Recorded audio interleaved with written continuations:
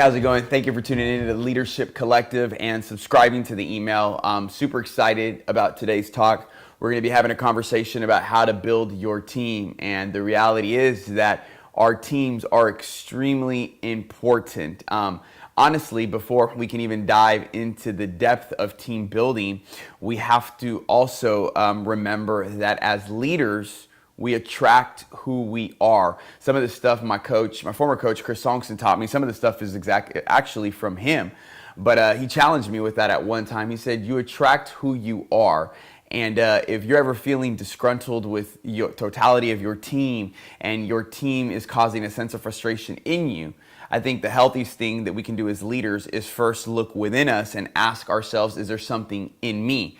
I know that Brad Lomanek in the book H3 would say that healthy leaders are self-actualized leaders, meaning leaders who are constantly looking inward, leaders who are constantly asking themselves the tough questions and constantly reflecting on the motives of the heart and our actions and our thoughts.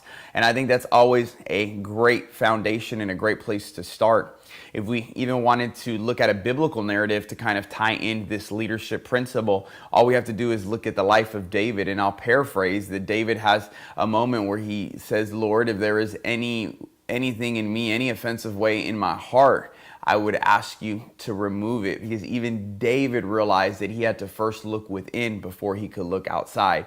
So you attract who you are, and team building is extremely important. You can only go as far as your team is. And so if you are a level 7 leader, you're going to attract probably level 5 and level 6 leaders. You're not going to attract 8 or 9. But the cool thing is when you attract those leaders, you have the ability to lift their leadership lid. But teams are important. A lot of times churches, organizations, businesses cease to move forward because they lack a good team. One of the statistics about pastoring is that a pastor can only successfully pastor 150 people. If a pastor doesn't have a strong team and just himself and maybe a couple leaders, he can only successfully pastor to 150 people. But if a pastor and a leader builds a healthy team and a well-organized and well-rounded team, then the pastor can begin to lead through his leadership team, which would be able to reach more people. So sometimes the lids in our churches and our youth ministries and our organizations have to do with our leadership team and our leadership. So I know for me as a leader, I'm constantly reflecting and asking, Lord, what in me needs to shift? What in me needs to change before I look at my team? So a team is extremely important. Show me your team and I'll show you your future. And so one of the things on how to build a healthy team is this. Number one is you have to be a leader worth following. The reality is people have to want to follow you and you have to be worth following. So if we were to unpack that, what does that mean? I think it means that you have to have your heart in the right place. If your heart isn't in the right place and your motives aren't in alignment with the things of God, then I would really question, are people really going to want to follow you? The truth is people can discern, or they can discern whether a leader is sincere or not. And I'm not trying to downplay anything, but in this social media age, a lot of times we have to question our motives for platform or our motives for building successful ministry. So you have to have your heart in the right place. And you have to genuinely care for people. You have to genuinely care for people. You have to love people. If you're not loving your team, if you're not loving your people, then you're going to be missing it. The people that you have on your team can't just be used in order to complete or fulfill your vision. Yes, that's good, but you also have to love them through that. So the way you even look at your team, are they just objects to get you to where you want to be, or are they people that you're truly loving and truly shepherding and truly discipling? So you got to care about your team for sure. Number two, you also have to be influential. You have to be influential. Influence doesn't come from social media following.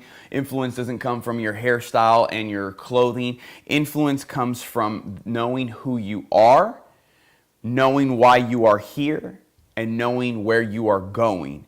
That's where true influence comes. People want to follow someone who knows who they are, who knows why they're here, and knows where they are going. People want to follow a leader that's confident in those three areas. Why? Let's just look at the life of Jesus. Jesus knew who he was. I am the way, I am the truth, I am the life. Jesus knew why he was here. I've come to seek and save the lost. And Jesus knew where he was going. I go to prepare a place for you so that where I am, you also may be. So we just look at the life of Jesus. We look at why people were willing to lay down their lives to follow him. It's because Jesus was confident in those three areas. And people want to follow leaders that are confident in themselves, confident in their call, and confident in the God that they serve. So that's where true influence comes from. So the question is, who are you? Why are you where you're at? And where are you going? Maybe those are three questions that you have to wrestle with today. I know that I've had to wrestle with those many a times. Number three, in order to build a healthy team, you have to have a clear vision. You got to have clear vision, clarity and vision. You need to know why you're doing what you're doing. To be honest, it's the why that motivates people to follow you, right?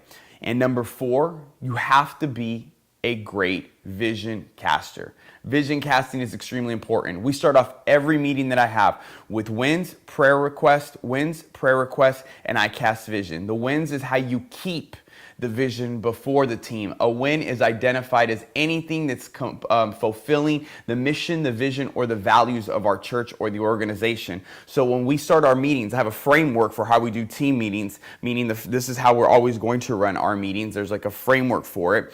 When we come in, we unpack wins. We talk about the wins because the wins encourage, the wins keep people motivated, the wins keep the vision before your team. And then even when I'm sharing in the meeting, I'm interweaving the vision throughout the entire fabric of our meeting and all the things that we do. So you got to keep the vision before the people. You got to cast the vision. And the truth is there's layers to vision casting. A lot of times we have great ideas in ministry, but we mess up on how we cast vision. You have to be, I would say quick to listen and slow to speak. Even if God gives you something, you always have to process and wrestle. When is the right time to express the vision that God has given you in private? When do I make that public and who do I make it public to? And when you want to see vision fulfilled in your ministry, you have to know that it trickles down, that it cascades. You have to have vision casting parties for each layer of leadership. So for example, for me, it would be, or for our organization, it would be the pastor to the staff, to the board, to the rest of the leadership, and then to the church. Everybody has to have buy-in before you can pull the trigger on certain things that it is that you want to do. And another thing you need to do is you need to recruit your leaders. How do you recruit leaders? Well, there's always corporate announcements, there's one-on-one asks, and there's through relationship. I got to be honest with you, I'm really picky about the people that I bring. There used to be a time and day when I would go and make an announcement, a blanket statement, and desire people to come in. But I realized that that wasn't the best way of doing it. When Jesus chose the 12 disciples, that's what he did. He chose his 12 disciples. He went to them and asked them to be a part of the mission that he was called to fulfill on earth. And so I'm selective. You got to be selective. And if you have a budget and you can hire, you got to be slow to hire. You got to be slow to hire because you can't be quick to fire. And so you want to make sure that you avoid having to remove people and a constant turnaround of people. And there's three types of people. And I learned this from reading the book, The Pastor of the Oaks Church. There's three kinds of people. There are workers, there are equippers, and there are multipliers. And sometimes we struggle to move into the fullness of everything because we have on our team simply workers, people that just work. They don't invest into people, they don't equip people, and they don't multiply themselves. And so if you have workers, you have to work on taking your workers to become equippers, those that equip the workers to do the work of the ministry. And then you have to lead them to a higher level into becoming multipliers. You know, Jesus said, make disciples of the nations, disciples that make disciples that make disciples. Multipliers are the types of leaders that build teams, equip their teams, and continue to reproduce themselves. It's the churches and the organizations that have leadership teams with multipliers that are successful. There are leaders that are at a higher level, they're at a higher caliber, and they're making things happen because they're multiplying themselves. So you want to be very selective. And maybe you're like, man, I got this team of people and it's the team that I've been handed and it's the Bad News Bears. Well, guess what? God worked with the Bad News Bears, and so can you. Work on investing into your team, maybe more than you are investing into anything else. Spend more time with your leaders. Another thing you have to do is you have to train your leaders. How do you do that? Maxwell principle. I do, we do, you do, I watch, and you do. right? So you got to train them. Don't just throw them out there into the deep with no floaties.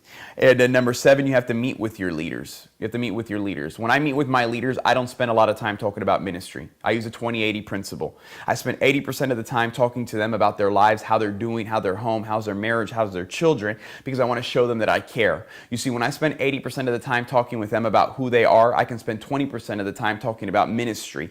But see, when they know and they realize that I truly care and they're truly loved, then they're going to sit there and maximize their potential, and they're going to keep going, and they're going to desire to work and desire to serve at a high level. And I can spend the least amount of time talking about ministry. And so you got to meet with your leaders. I do with all my leaders. I meet together with my leaders once a month, and with my staff and my team, I meet with them once a month individually for an hour.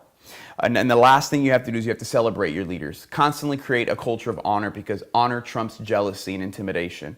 And there's going to be times when people on your team might be jealous, but there is no room for jealousy when you create a culture of honor. You got to honor your team in public and in private. In your meetings, you got to honor people. I give people gift cards. I give people thank you notes, and I do it in front of other leaders, because whatever you celebrate, people will replicate. So create a culture of honor in your team, and I believe that you're going to see God do incredible things. Now, there are a million more things that I could add, but I feel like these are 8 things that I've worked on and continue to work on to help build a great team. So, hey, I'm praying for you. Thank you so much for watching, and I'll see you next month. God bless.